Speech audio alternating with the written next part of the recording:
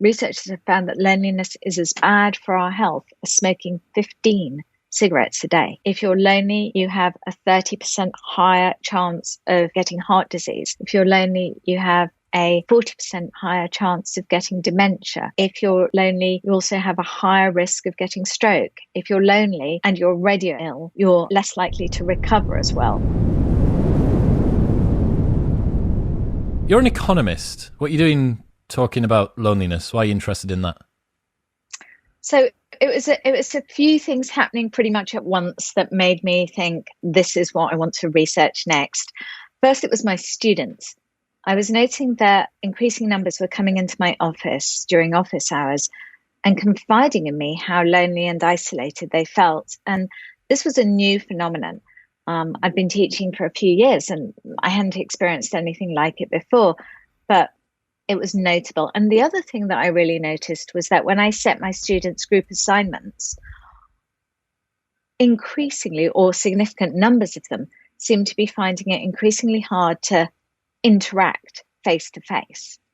And when I raised it with a colleague, an American professor who runs one of America's big universities, he said to me, we're seeing exactly the same thing here. In fact, it's so bad here that we're having to run remedial how to read a face in real life classes for our incoming students because they're spending so much time with their heads in their screens that they literally are unable to read a room in person. So that was kind of one just piece of information, which I guess I lodged. And then at the same time, I was really interested in my research in the rise of right-wing populism, the rise of people voting for people like Le Pen in France or Salvini in Italy or Trump, of course, in the United States. And so I started looking into this and I started interviewing voters and hearing from these kind of voters. And one thing that came out time and time again from their stories was how lonely they felt, or at least how lonely they had felt until they found community in this far right populist kind of gathering. And I found that disturbing, but also really interesting and a kind of way of making sense of what was going on that I hadn't come across before. And then the third insight, these are all happening at roughly the same time, was I had bought, and I apologize already in advance if this is annoying for anyone who's listening, I had bought an Alexa. So I'm whispering it in case she starts going off.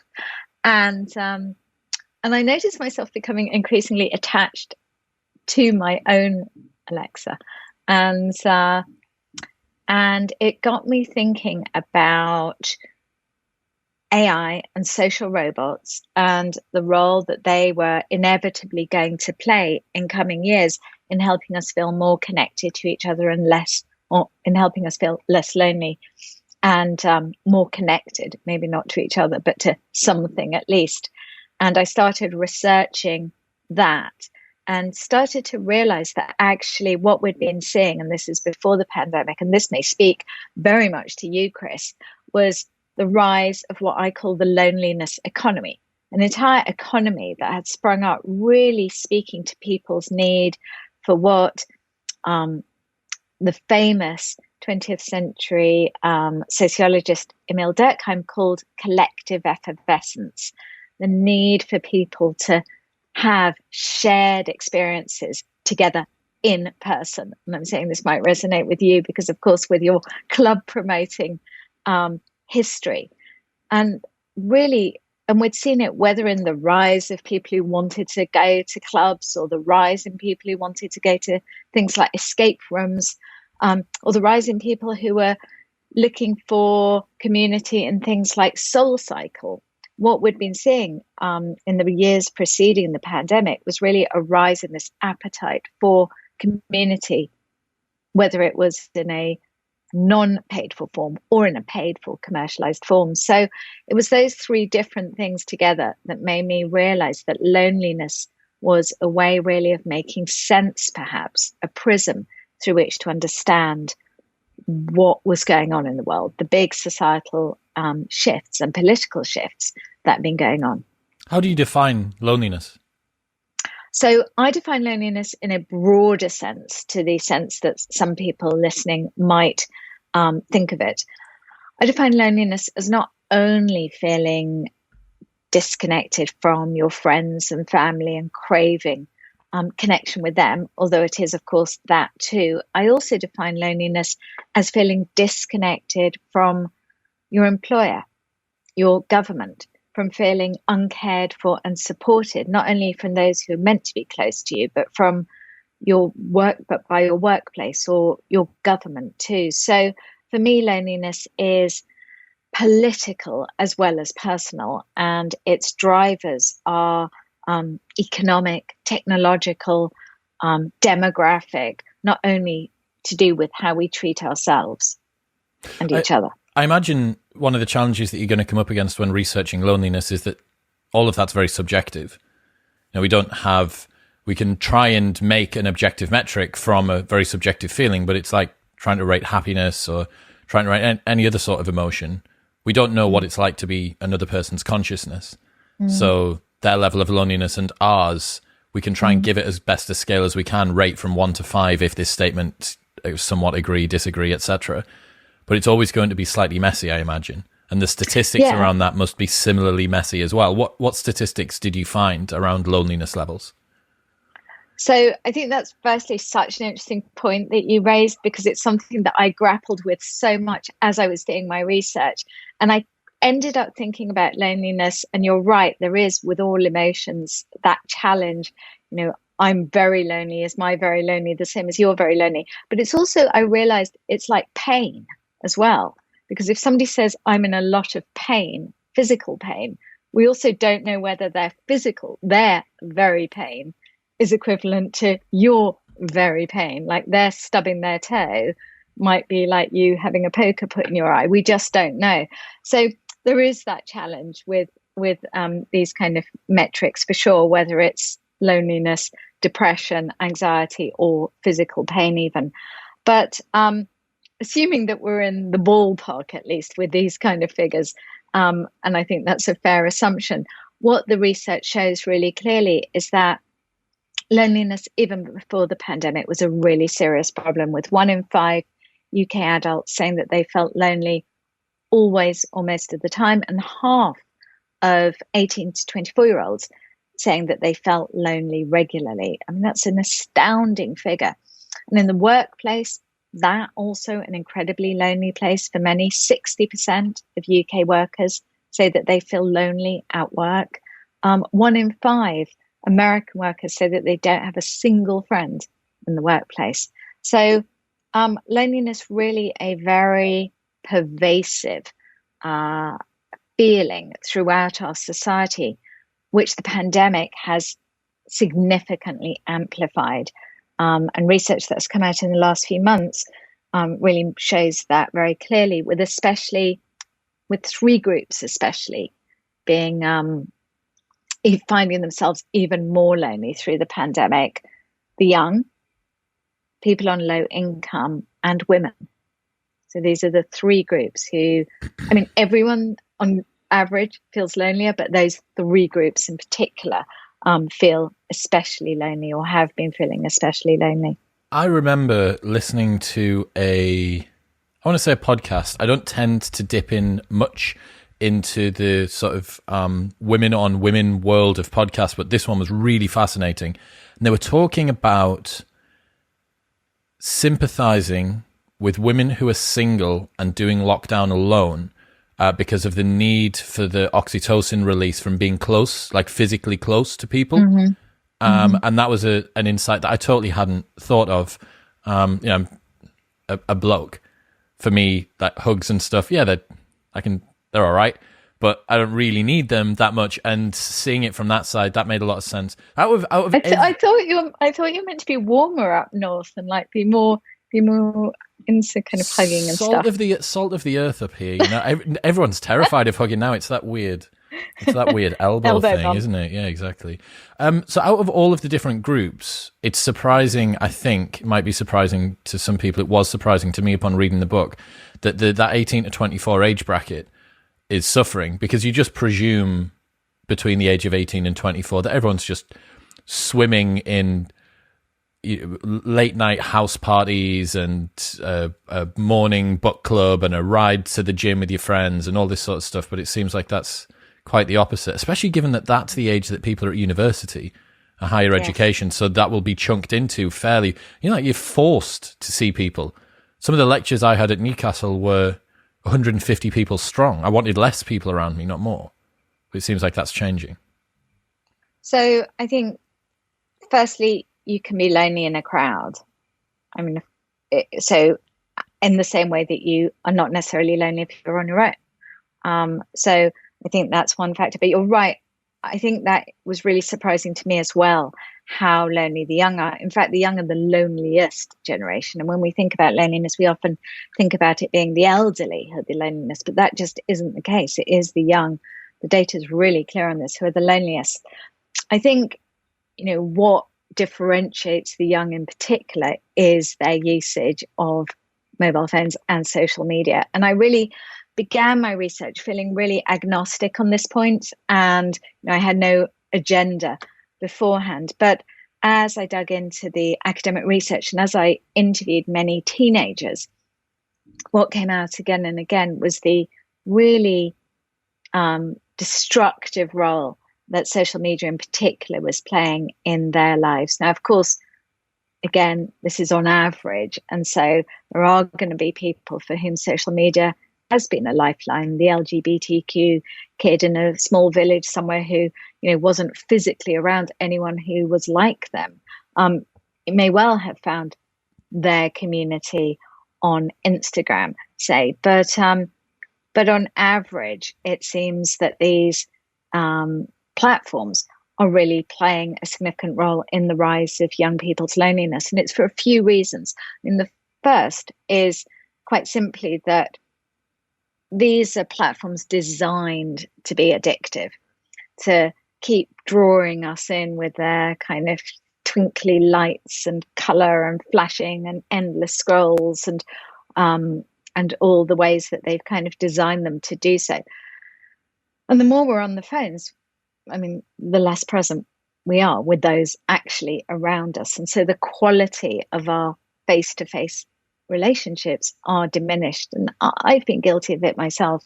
Been scrolling on my social media feed in the room with my husband and not really even hearing him because my attention's been on my phone. But social media playing the role of kind of being a weapon not only of mass destruction, but also a weapon of, not a weapon of mass destruction. That was a bit far, I think. But social media, not only playing a part of being a weapon of mass distraction, I'd rather, let me not go too far here, but also being a very excluding mechanism for many young people, it turns out. In my interviews with teenagers, I remember Peter, for example, a 14-year-old schoolboy, telling me very poignantly about how invisible he felt when he would post on Instagram and then be waiting for someone to like his post. And then when nobody did, asking himself, what am I doing wrong?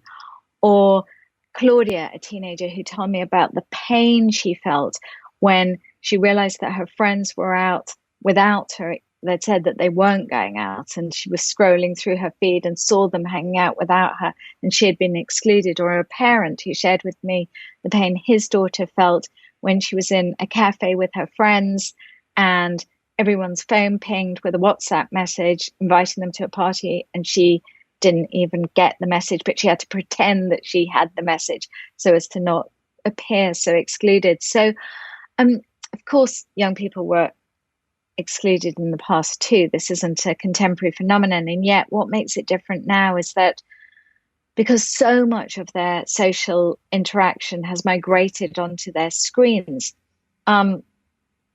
whereas an adult in their lives in the past might have seen this is going on and actually done something to intervene. So a teacher might have seen a child not being asked to sit with others, or a parent might have noticed that their kid wasn't being asked to do something. Today, the adult typically isn't aware of it, whereas to all their peers, the exclusion is really Yeah, all so too visible. there's a lack of visibility and there's some learned helplessness, lack of visibility from a caregiver's perspective looking in, and then the learned helplessness. Yeah, I mean, it's easy to say, just man up, that people have been excluded for all of time. But there does seem to be a corner that's turned with social media. The fact that the ubiquity of it, the messiness of it, Jonathan Haidt's The Coddling of the American Mind, which I'm halfway through at the moment, is really fascinating and terrifying around this. There is a great wall from teenagers around about 2012 to 2014, which is kind of when Instagram came around. And it's just the crest of this tsunami that's kind of moving through the demographic. And it's very much split into pre and post that time.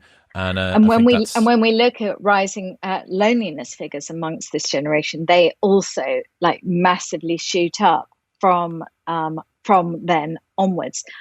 But what's really interesting is that we've been aware of that research for a few years now, but what we couldn't determine definitively was whether this was just correlation, or was it actually causation? Was it because people were on their social media platforms that they were lonelier?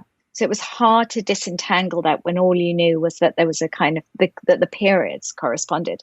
But about 2 years ago, there was a really seminal new piece of research done at Stanford University, obviously a top university, where they got 3,000 students, where they put half of those into a control group.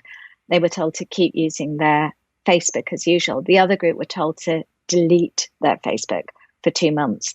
And then they tracked how the different groups responded. And the group that were off Facebook, fascinatingly, it wasn't that they then just spent more time on other platforms. They actually spent less time on the internet overall and more time in person with friends and family. But they were also significantly less lonely and significantly happier. In fact, the researchers said that deleting Facebook is 40% as good for you as actually having therapy. Yeah. Shit the bed.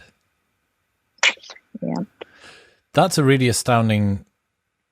I mean, I've been very sort of anti-social media, anti-technology for 3 and a bit years since I got introduced to Tristan Harris from the Center for Humane Technology. Yes. And I've kind of been on this flex for a long time, but it does feel very much like, I don't know what the solution is here. I think it needs to be emergent, bottom up. It needs a social change. It requires people to be able to self-regulate, despite the fact that there is billions and billions of dollars and an army of engineers behind every click.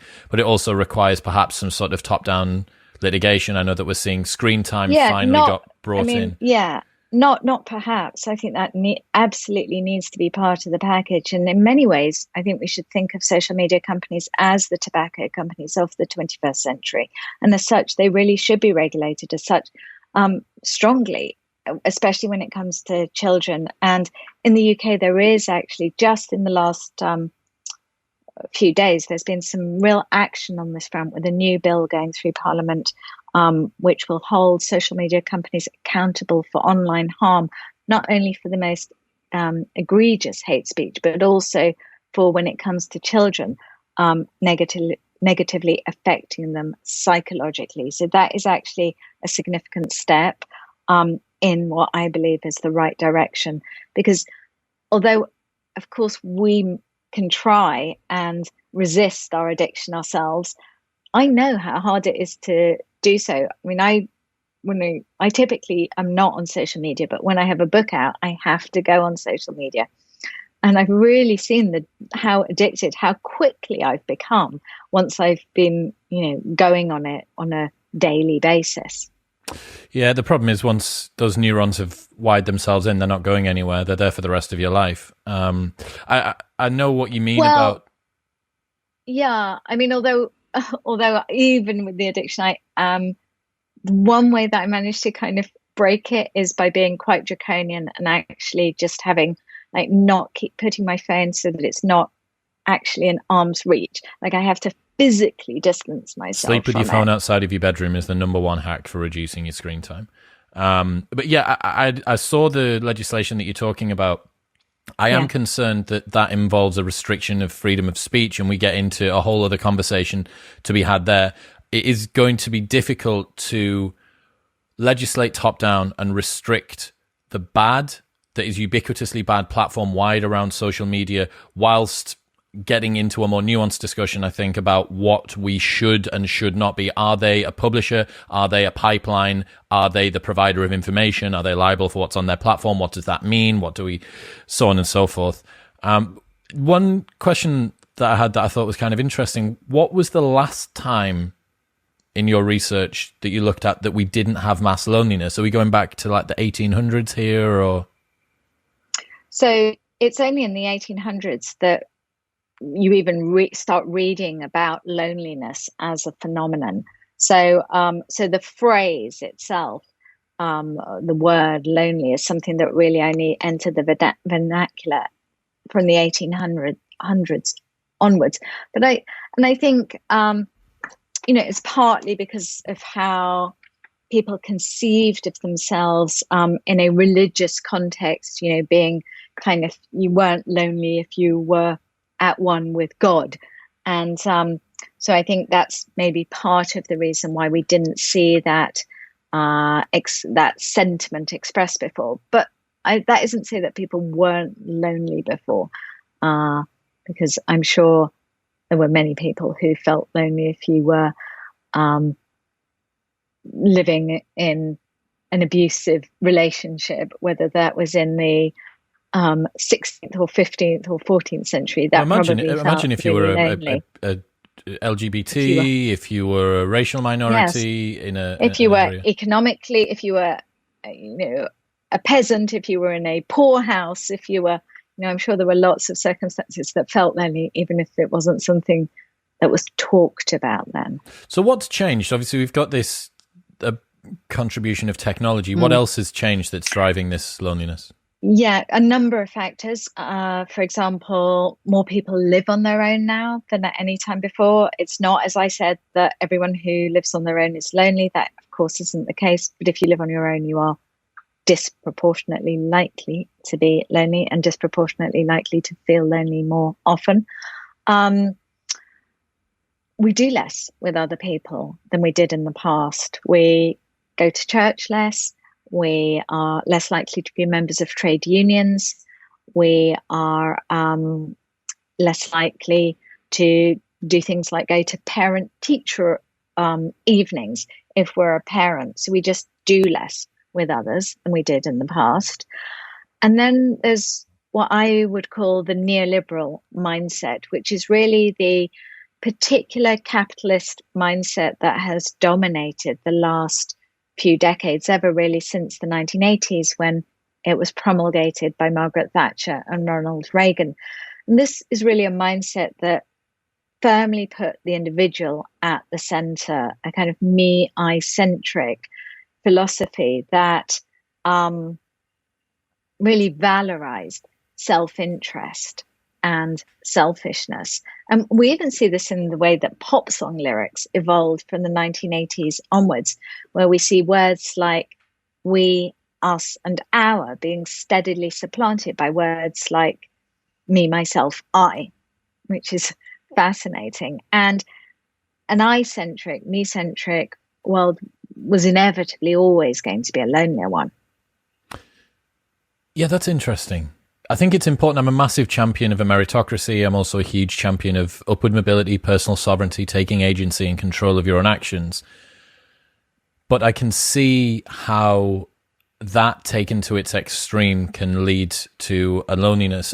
Kind of talking about, it's the same theme throughout all of this, that we want the good bits of what we can get out that's good, but as soon as we start to push it to an extreme with technology, with independence and sort of sovereignty of the individual, when you take it to the extreme, you also then get malignant effects that come as a byproduct of that too. And finding the messy middle, finding what's good of that without taking too much of it, I think is a real challenge. And also recognizing that there are trade-offs we sometimes have to make between individualism and community, between freedom and fraternity. These aren't binary choices.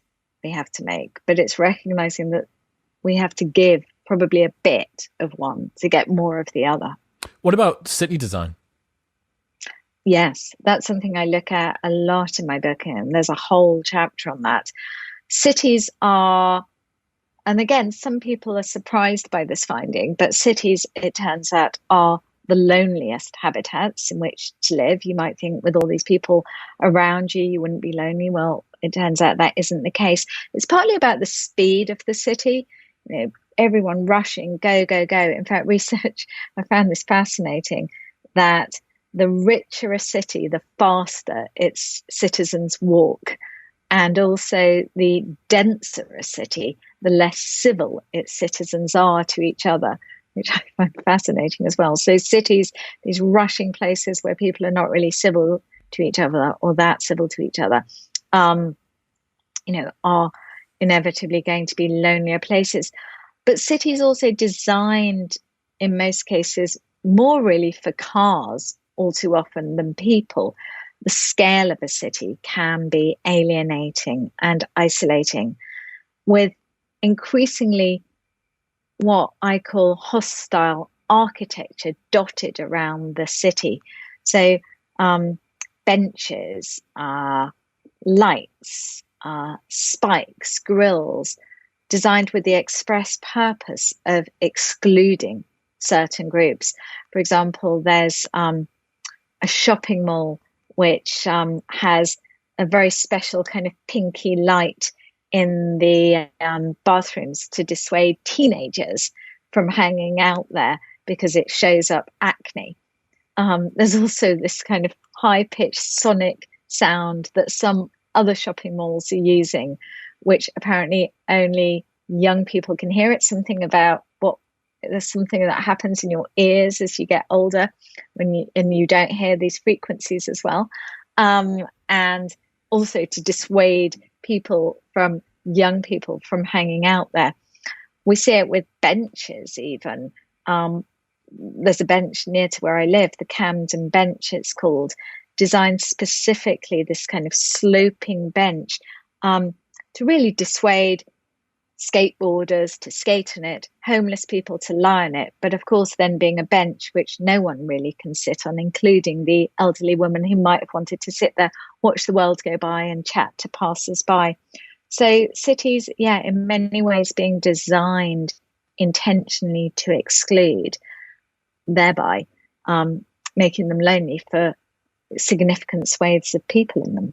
I went to Rome last year and I went to go see the Colosseum, and as a part of that, the tour guide showed us that, I'm going to get this wrong, it's something like 100,000 people, I think, that the Colosseum at its absolute max could have in, and they could exit all 100,000 people in under 10 minutes.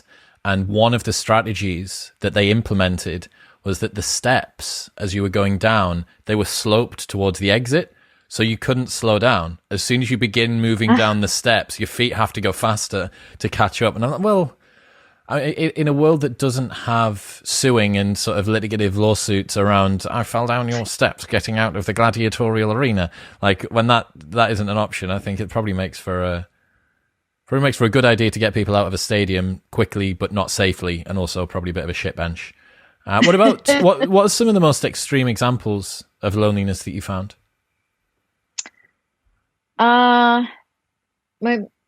It's probably Carl.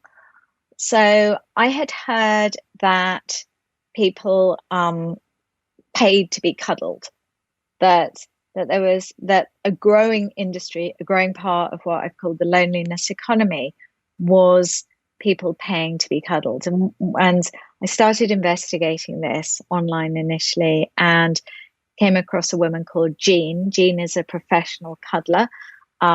She is in Venice Beach in California, and she introduced me to some of her clients. And when I was in Los Angeles, I met with one of them. Let's call him Carl. And he came in, I met him in a Starbucks. I think it was Johnny Cash playing on the radio. And he walked in, nice looking man, early 50s, salt and pepper hair, chinos, button down shirt, sat down and told me his story. And it turned out he had moved to Los Angeles a few years before from a small town and didn't know anyone in the city. And he was divorced and he didn't know anyone in the city and felt really lonely and really craved intimacy. He had tried online dating, but it really wasn't for him, he said. And he then heard about paid cuddling and he started seeing Jean, and he said it absolutely transformed his life. Now, this, by the way, he's a media executive earning a six-figure salary. Single, I'm going to guess. Single, working for a big media corporation. Yeah, he started seeing Jean. He said it transformed his life. He went from being really down, really depressed, to feeling really positive. His productivity at work, he told me, shot up. You know, a fascinating story. And so he told me he was seeing Jean once a week. And I said, gosh, that's a lot. And then he said, you're not using my real name, are you? And I said, no. And he said, well, let me then tell you something else. And I said, what? And he said, well, seeing Jean hasn't ended up being enough. And so I'm actually seeing other people to pay to be cuddled. And by the way, this was making very clear this was not a sexual thing. This was about intimacy, about wanting to be held, touched, not in a sexual way. And I said, gosh, that must be really expensive. How are you paying for it? And he said, I'm living in my car. This was somebody who was so craving connection and intimacy that in order to pay for it, he was living in his car, showering at the 24/7 gym. He was parking outside, leaving his food in the fridge in work. I mean, I found that such a disturbing story, such a sad story. Yeah, so I think that was probably one of the most extreme ones I came across. On the other end of the age spectrum, another story that I did find really moving was what's going on in Japan with elderly pensioners, who are the fastest growing demographic when it comes to people being incarcerated, people going to jail. And the reason for it, researchers who've studied this phenomenon, is because they're so lonely, this group of pensioners who are committing crimes like shoplifting in order to be jailed, that they want to be jailed in order to find the company and companionship that jail provides. You know, 40% of these jailed pensioners have no relationship with their families. 50% haven't seen any friends in recent months even. So again, a really sad story. But these are at the extremes. It's important to again remember how pervasive loneliness is amongst all of us. How do you get jailed as a Japanese granny? Shoplifting. Yeah, of course. But just really badly done. Like really obvious shoplifting, like walking out with a huge teddy bear or like a TV under your arm or something.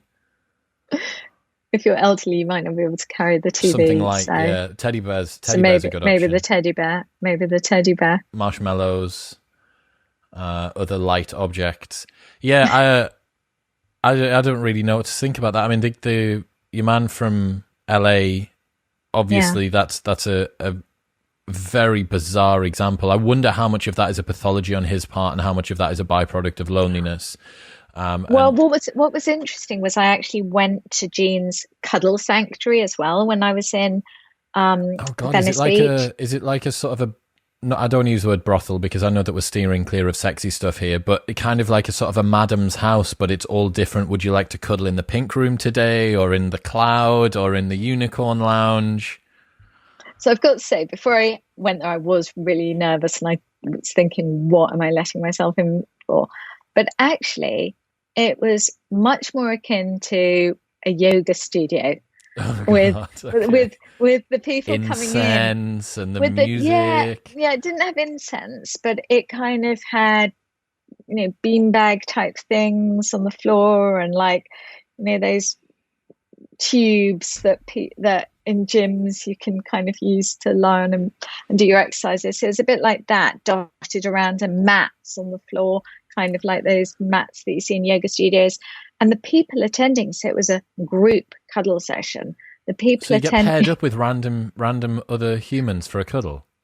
So what happens is you pay to attend, and then you sit around in a circle and you all meet each other.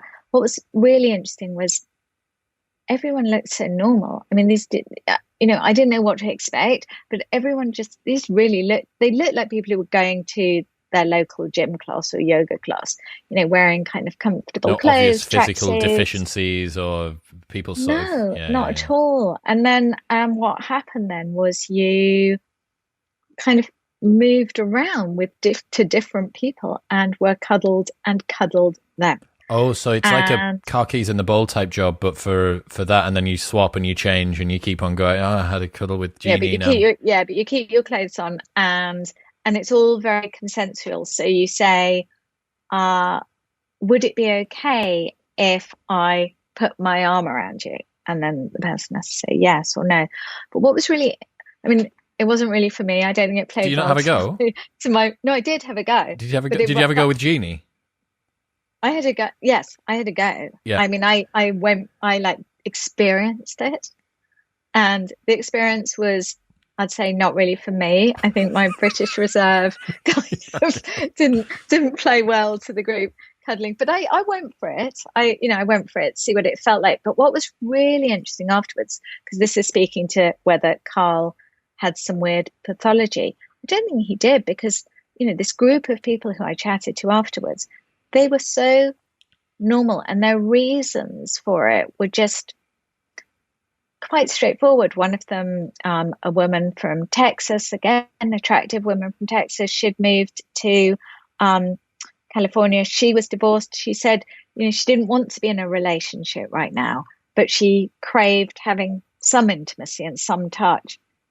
Another woman, a university administrator in her 20s, she told me again that it was intimacy. She was missing connection, a feeling of connection in an increasingly disconnected world. So it was actually interesting how not strange the people were, who were doing it. What happens physiologically when someone's lonely? So when we're lonely, we think of loneliness really as being something that only affects our mental health, but actually loneliness does, you're right, affect us physiologically too. It's really because of how we've evolved, because we are essentially creatures of togetherness, hardwired to connect. Our bodies have been designed so that when we're not connected to others, when we feel lonely, it sends alarm bells ringing, kind of putting us into a really strong state of fight or flight. So our blood pressure goes up, our heart rate goes up, our levels of cortisol, which we can measure in our saliva, go up when we're lonely. All of these things just essentially telling our body, stop being lonely, go and find someone to hang out with and be with. And the trouble is that even though in many ways this is a great piece of evolutionary design, in the modern world, when so many people are lonely for protracted periods of time, this actually makes you really quite unwell. It's like if you were driving a car in first gear, for the first initial moments, that's great. That's what you want to be doing. But if you're doing it over time, that's really going to damage your engine. And so too, when you're lonely for protracted periods of time, are our bodies physically damaged. In fact, researchers have found that loneliness is as bad for our health as smoking 15 cigarettes a day. I'd seen that stat. How does that tie in? Because obviously I'm not going to get emphysema. I'm not going to be impacting my lungs. Do you know? Yes. Can you dig into that a little bit more? Yes. So we know, for example, that if you're lonely, you have a 30% higher chance of getting heart disease. If you're lonely, you have a 40% higher chance of getting dementia. If you're lonely, you also have a higher risk of getting stroke. If you're lonely and you're already ill, you're less likely to recover as well. So it's all those sorts of factors, which Why is is that how manifesting? Do you know? Did they look at why that's coming up? Like, you've got some pretty strong physiological adaptations, very strong. maladaptations. Yes. Well, it's really because of this continuous state of being on red alert, fight or flight, high blood pressure, high stress levels, are really bad for us when they're sustained, because what they do is they dampen our ability to fight infection, and they increase our inflammation levels in our body. And both of those, our ability to fight infection and raised inflammation levels, are really bad for our life expectancy and for our health. So that's why, essentially. I wonder how much what we're talking about here are diseases which will tend to manifest in older age, but we're talking about a group of specifically young people. It's across the spectrum, but some very young people. I wonder how much harm can be done and then undone. You know, like the person who used to party really hard when they're young and they've now decided to go teetotal. I wonder what sort of chronic changes we're going to see from young people who are maybe who suffer with loneliness. Then perhaps they get into a happy marriage and they have kids and they have lots of dogs and cats and live in the country away from a big city and stuff like that. I wonder, it'll be fascinating to look at that in, sort of 50 years' time and see what's actually going on. So the bad news is that researchers have looked at this, and what they've found is that even relatively short periods of loneliness, so under 2 years of feeling lonely, can have a significant impact on your life expectancy. Shit the bed. But the good news is, okay, the good news, on the other hand, let me counter that then, is that actively helping others, feeling connected to others, feeling part of a community is good for our health and actually is shown to improve our life expectancy. So even if you've had a period of loneliness, if you then invest in strengthening your relationships, in being part of a community, and also in caring for others, because people who give no one else any help, it turns out, also have their life expectancy slashed, whereas helping others makes you live longer. So there are things you can do to repair that damage from your past. Sitting is the new smoking was a term that I coined when I bought this beautiful standing desk last year, but it's now loneliness is also the new. So sitting or loneliness are both the new smoking, and you're not allowed to. And smoking's also smoking's the old smoking, but it's still going. So you need to watch out for that. There is a number of ways that you can reduce your life expectancy. So moving through this, it seems like a common antidote here, just off the top of my head, is find a partner that loves you. Find a partner that loves you, build a family. Surely that's one of the most robust solutions to not being lonely. I'm sure that there's many parents that are listening that wish that they could feel lonely, having to take Cindy to school in the morning and Joseph to football on a night time and stuff like that. Well, again, just being in a relationship doesn't necessarily alleviate loneliness, and it can actually make you lonelier. One of the reasons women is one of the groups which have become lonelier through this pandemic is because of the rise of domestic abuse that we've seen during the pandemic too. And I'm loath to make marriage the solution for the contemporary loneliness crisis. I think what your question does speak to correctly, however, is the importance of having strong relationships in our lives and investing in our relationships and our support structures, which don't have to be those traditional ones of a marriage or a partner. Investing in our friendships also can alleviate loneliness very successfully too. Can a friendship replace the level of contact that you get from a relationship, though?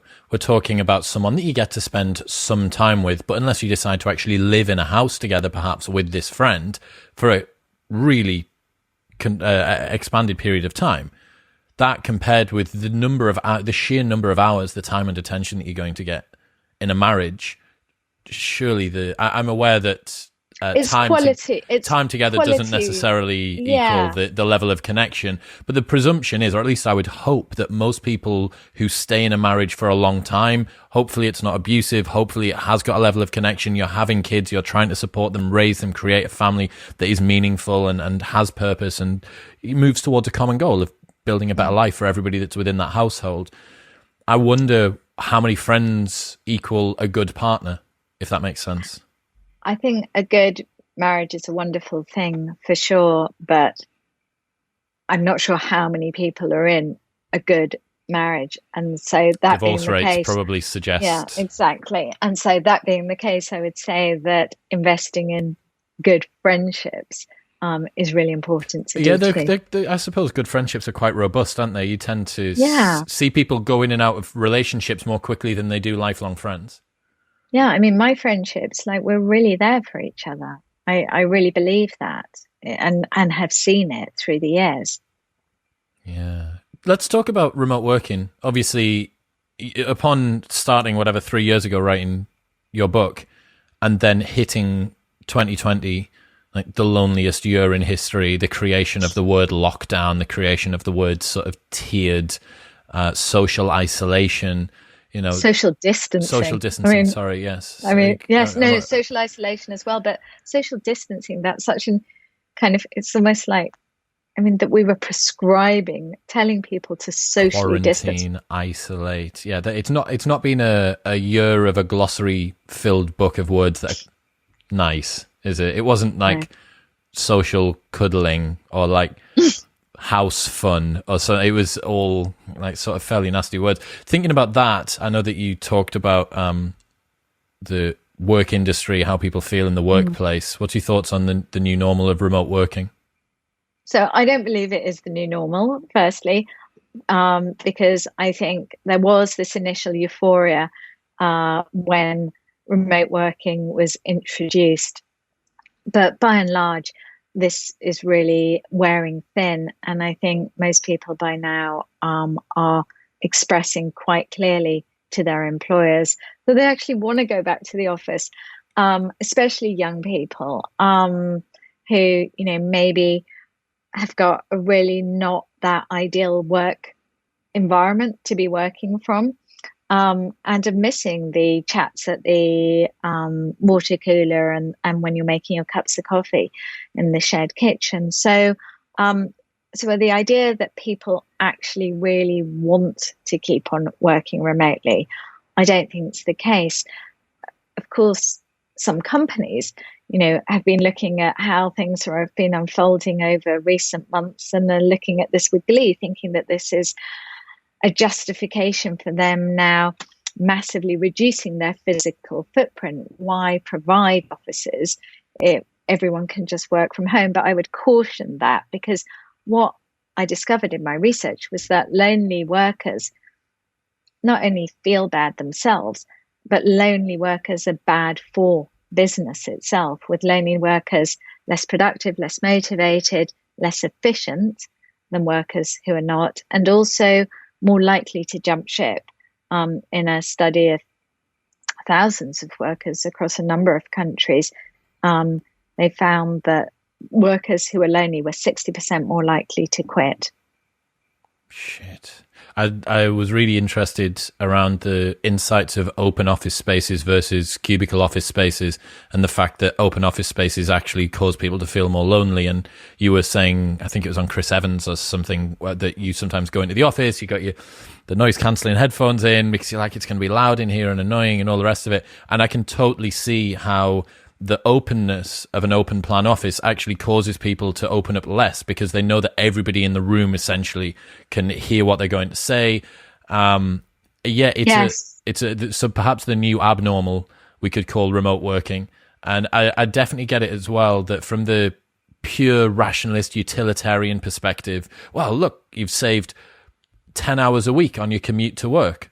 You have half an hour there and back each day. And plus, look, you get to work with pajama bottoms on. You only have to wear a shirt on your top half now because you do Zoom calls, or no pants at all, as some of my friends have sent me selfies of just them in their boxers with a shirt and tie on top doing a Zoom meeting. I've got no idea what you've got. Yeah, look, well, that's precisely why you can only see up to my waist.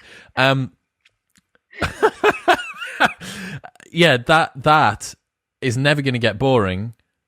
But not only does that not speak to necessarily the full gamut of requirements that we have as a human, but we don't even know what we want. A lot of the time we think, well, look, I've saved this time, I'm spending more time, I get to go to the gym more, I get to do this, that, and the other. But the thread of knowing what the inputs are in our life and how they make us feel, we'd never need a therapist or a doctor if we were fully cognizant about those things, right? But we're not. Yeah. We don't know just how much we need to awkwardly say hello to the cleaner on our way in and our way out, or like the receptionist that we're not too sure, does she like me, does she not like me? I think that's one of the things, interestingly, that the pandemic and the past however many months it now is, has made us, however, recognize more than we were aware of before, those little micro exchanges and how much they actually matter, whether it is that chat in the cafe to the server, or whether it is the conversation you might have in your local bookstore, or whether it is the hello, those conversations you might have at a club in the evening with those people who you don't ever see outside of the club, but in some shape or form they are in some way who you'd consider to be your friends. I think, or even those colleagues in the office who maybe you never really thought of as friends, but now as months have gone by, you're thinking, actually, they kind of were friends, at least in some way. Actually, you miss Smelly Bill and Dopey Joanne, or whatever, the weird nicknames that you've got for all of the people. I don't know where you've been working. But yes, so I think one of the things actually that we are more attuned to is how important those micro exchanges actually are. And when it comes to remote work, there was a big experiment done in China a couple of years ago where a big company, half of their employees were sent to work from home for 6 months. And at the end of 6 months, they were given the option. You can either return to the office or stay at home. And the vast majority rushed back, even though they had really long commutes. The craving for face-to-face interaction was actually stronger. That's really interesting. I'm reading The Happiness Hypothesis by Jonathan Haidt, like down the rabbit hole at the moment. And he says that the length of commute to work is one of the easiest reducing your commute to work is one of the easiest hacks to increase happiness across your life. But because people tend, specifically in America, tend to prefer to have a big square footage house because it's impressive and it gives them status and it makes them feel important and so on and so forth, they'll tend to live further outside of a city so they can afford a bigger house, which causes bigger commute. But the converse of that is that obviously the commute to work enables you to see the people who are at work. So perhaps that's a price. And it comes back to what we were saying before, right? Like these gradations, what is the price that we have to pay to get ourselves to this particular situation? Something else I've been thinking a lot about this year, obviously my industry, Club Promo, I employ up to about 1,000 students every year who are 18 to 21, freshers arriving at university, some fresh-faced, wet-behind-the-ears young guys and girls who've arrived from Leeds or Manchester or Birmingham or something, and they come to Newcastle full of gumption and ready to do Geordie Shore. And they have been through, like this year as a student must have been total hell. You've been locked down in your halls of residence. Burley Halls in Manchester, you'll have seen, was 1,700 students socially isolated, not even able to go down to the front door to collect Deliveroo or Amazon Prime parcels for stuff that they needed. All manner of crazy situations. And I wonder, we've sort of talked about what the more small gathering, interpersonal, one-to-one, one-to-two situation, but that collective effervescence that you spoke about, the way that people feel, sports fans feel when they get to chant their team's name when they're watching a game go on, the way that it feels when your favorite song comes, like when WAP comes on in a club or whatever it is, and you're able to dance with your friends and you go up and you meet people. first off, I wonder what sort of an effect that's going to have. And secondly, I wonder how long it's going to be. It's a broader question. How long it's going to be before we look at the world we have now, social distancing, masks outside, limited social contact, no clubs, no bars, no mingling between groups.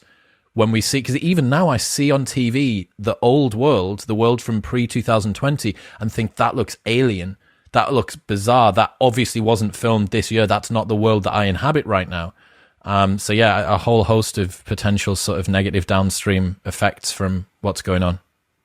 So I'm actually more optimistic on this front. One of us needs to be. I think if we look back historically, there's reason for optimism. If you think just a few years after the 1918 Spanish flu, bars, nightclubs, cafes were heaving. The Roaring '20s, is that so? After all. Yeah, the Roaring '20s came right off the back of the 1918 Spanish flu, a situation very similar to this. If you think about how in Taipei, as soon as people were allowed to, 5,000 people were congregating each night to watch Phantom of the Opera. Now, like in the last few months, if you think about, if you've been tracking what's going on in Sydney or Christchurch, say Australia or New Zealand, we're seeing music festivals packed with people, nightclubs packed with people dancing. In Israel, after yoga studios were able to open again, people were encircling the blocks. You know, I really firmly believe that our fundamental desire to be with others is going to prevail. And, you know, I'm in absolutely no doubt about it. So you're saying that I can be very bullish about my industry over the next few years as soon as we get back out the other side of that. Well, that's good. I would even, yes, and I would even go, I would say be really bullish, because in the same way that after a period of fasting, we become more hungry, after this enforced social recession, I think our desire to be with others is going to be stronger than ever. One structural limitation that we're going to come up against there is the F&B, nightlife, leisure industry is getting pounded, and it is not cheap to run. There's a big venue up here. You'll have been to a Tiger before at some point in the year, in your life, and they were purchased by a company called Deltic, huge, big, publicly traded company. They own a ton of different venues. They turned them into Prisms, and they bought Lava Ignite, and they bought Luminar that used to have Liquid and LQ. Big group. And on Saturday, I had to drive into the Newcastle one to pull all of our inflatables out before the administrators go in this week. And I turn up outside, and there's a queue of lorries, 5 lorries, 10 cars, all in this little side street that's usually my secret parking spot. And they're anything that isn't stapled or drilled into the floor, and some things that are just being lifted out of this building before the administrators come in and put a big chain around the door in a couple of days' time. So you think like that is going to bring the guardrails in on what people can do. You know, how many yoga studios, how many gyms, bars, restaurants, little independents, plus the ones that you might have thought would have been able to weather the storm because they got deep pockets. Someone like a big publicly traded national company, like there's no one that's safe from going pop at the moment. No, and it's absolutely tragic. I mean, my sister has a yoga studio, and she's experiencing this kind of firsthand. So, I mean, it's absolutely tragic. And yet, from the ashes of these businesses, new pro-community commercialized ventures will inevitably rise. Inevitably. Correct. And for those who can hunker down and weather the storm, I mean, there is light out there at the end of this tunnel for sure. I like that. If you were to give someone a prescription for how they can avoid loneliness as best they can, what would your best tips be? So if you're feeling lonely yourself, is there something that you're into doing where you might be able to find other people to do it with? So for example, I'm into improv. I'm part of a week. I do improv every week. In the old world, I would go and meet up with my fellow improvisers, but on Zoom world, we've migrated to Zoom for now. But but it's really great having something that you're interested in. So whether it's improvising or singing or I don't know, playing chess, collecting stamps, whatever it is there something that you're into where you could find other people? For now, it may have to be on Zoom, but hopefully afterwards in person. Is there something you can do to help others? Helping others is a really good way of feeling less lonely yourself, of feeling more connected to other people.